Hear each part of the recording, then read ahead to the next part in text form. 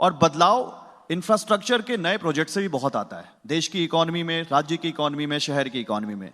Coastal road हो गया, metro हो गई, अटल सेतु हो गया। अब देवेंद्र फडणवीस जी की सरकार का अगला बड़ा इंफ्रास्ट्रक्चर प्रोजेक्ट क्या है जो देश की इकोनॉमी को, जो राज्य की इकोनॉमी को और शहर मतलब बल दे? जहां तक मुंबई और एमएमआर रीजन का सवाल है, तो 2-3 प्रोजेक्ट बहुत महत्वपूर्ण है, जिसमें अभी बांद्रा से वर्सोवा सीलिंग का काम चल रहा है। अभी वर्सोवा से मड़ तक एक सीलिंग जाएगी, जिसका हमने काम अभी हम शुरू करेंगे। दूसरा, वर्सोवा से भाईंदर एक सीलिंग जाएगी जी। और ये जो मड़ वाली सीलिंग है, ये मड़ से विरार तक जाएगी जी। तो कंप्लीटली देखिए, आप अगर देखेंगे तो मुंबई का 60% ट्रैफिक वेस्ट साइड है और वेस्टर्न एक्सप्रेसवे पर है। ये जो हमारी लिंक कंप्लीट होगी तो पूरे तरीके से वेस्टर्न एक्सप्रेसवे डीकंजेस्ट हो जाएगा।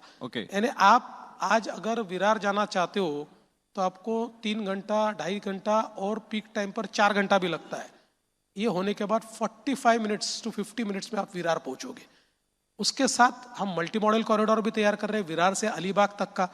तो इससे एक हम लोग लूप तैयार कर रहे हैं, मुंबई को एक प्रकार से सर्कुलर रोड मिल रहा है, मुंबई एमएमआर रीजन को जी। इसके साथ साथ मैं ऐसा कहूंगा कि हमारा सबसे महत्वपूर्ण प्रोजेक्ट अगर अभी कोई होगा तो केंद्र सरकार के साथ जो वाढवन प्रोजेक्ट है हमारा, एक नया पोर्ट जो हम लोग तैयार कर रहे हैं। ये पोर्ट देश को और महाराष्ट्र को नेक्स्ट लेवल पर ले जाने वाला है। ये हमको एक मैरीटाइम ताकत बनाने वाला है।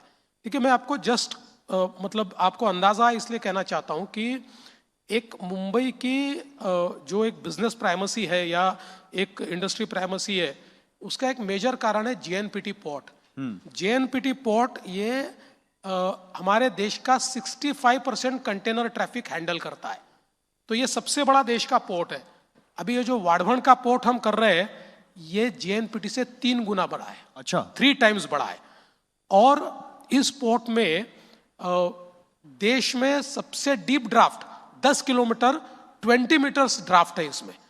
तो दुनिया की जो सबसे बड़ी वेसल है वो जेएनपीटी पोर्ट नहीं आ सकती, वो देश के किसी पोर्ट नहीं जा सकती, वो इस पोर्ट में आ सकती है। ओके। तो एक प्रकार से एक मैरीटाइम पावर हम हो रहे हैं। और मैंने पीएम साहब को ये निवेदन किया था कि हम इसके साथ एयरपोर्ट तैयार करें, मुंबई का 3rd, और पीएम साहब ने उस बात को माना। तो अभी हमने महाराष्ट्र गवर्नमेंट की तरफ से एक सर्वे चालू किया है, हम लोग इस पोर्ट के साथ एक एयरपोर्ट तैयार करेंगे। तो पोर्ट, एयरपोर्ट और वही बुलेट ट्रेन है।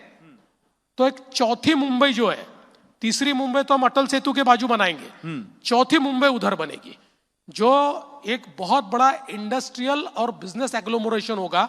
और टेक्नोलॉजी का जो एक बड़ा अर्बन एग्लोमरेशन होगा। ये जो हमारा अटल सेतु है, अटल सेतु के बाद और हमारा जो न्यू एयरपोर्ट है, इसके संलग्नित जो एरिया है वो इतना बड़ा एरिया है कि it is 3 times bigger than Mumbai. आज की जो मुंबई है इससे 3 गुना बड़ा है। ये हमारा टेक्नोलॉजी और इनोवेशन की सिटी तैयार होगी। आज भी अगर हम देख सकते हैं कि हमारे देश की 65% डेटा सेंटर कैपेसिटी ये इस एरिया में तैयार हुई है। और आगे भी अभी रोज हमारे पास डेटा सेंटर के लिए बहुत बड़े पैमाने पर निवेश आ रहा है। और इसके साथ साथ हम लोगों ने इंफ्रास्ट्रक्चर में और कई चीजें, मतलब रोड्स के तो कई चीजें, हम शक्तिपीठ महामार्ग बना रहे हैं, लेकिन उसमें मैं ऐसा मानता हूं कि जो महाराष्ट्र की तस्वीर बदल सकते हैं, ऐसे हमारे रिवर लिंकेज प्रोजेक्ट है। जिन प्रोजेक्ट्स में हम लोग विदर्भ में जो प्रोजेक्ट कर रहे हैं, जिसमें हम वैनगंगा रिवर को नलगंगा रिवर से हम कनेक्ट कर रहे हैं, इसमें 550 किलोमीटर की नई नदी हम तैयार कर रहे हैं, एक न्यू रिवर 550। और विदर्भ के 8 जिलों को 7 जिलों को पूरे तरीके से ये जो प्रोजेक्ट है ये ड्राउट फ्री बना देगा। इसके साथ साथ जो समुद्र में पानी बहकर जाता है, ऐसा 54 टीएमसी पानी ये हम लोग रिवर लिंकेज के माध्यम से गोदावरी में ला रहे हैं। गोदावरी महाराष्ट्र का जो बेसिन है, इसमें 49% महाराष्ट्र गोदावरी पर डिपेंडेंट है। और वो बेसिन जो है डेफिसिट बेसिन है, उसका डेफिसिट हम लोग पूरा कर देंगे तो हमारा जो नॉर्दर्न महाराष्ट्र और मराठवाड़ा है ये पूरे तरीके से ड्राउट फ्री हो जाएगा। ठीक है। तो एक प्रकार से ऐसे कई प्रोजेक्ट, पुणे में नया एयरपोर्ट बनाएंगे, नागपुर में हम लोग नया ब्राउनफील्ड एयरपोर्ट बनाएंगे, मुंबई में मैंने पहले बताया एक नया एयरपोर्ट हम बनाएंगे, शिरडी का एयरपोर्ट हम बना रहे हैं। तो एक प्रकार से पोर्ट हो, रोड हो, एयरपोर्ट हो या हाउसिंग के प्रोजेक्ट हो। अभी परसों हम लोगों ने प्रधानमंत्री आवास योजना का देश का सबसे बड़ा टारगेट लिया, 20 लाख घर, उसमें से 10 लाख घरों को पैसे भी दे दिए फर्स्ट हफ्ता, 5 लाख घरों को अभी 2-3 दिन में देंगे। तो मुझे ऐसा लगता है कि देश के इतिहास में एक ही साल में 20 लाख घरों का काम शुरू होना, ये रिकॉर्ड आज महाराष्ट्र कर रहा है। नहीं, लेकिन बड़ी अच्छी बात है, एक बार जोरदार तालियां हो जाए देवेंद्र जी के इसके लिए।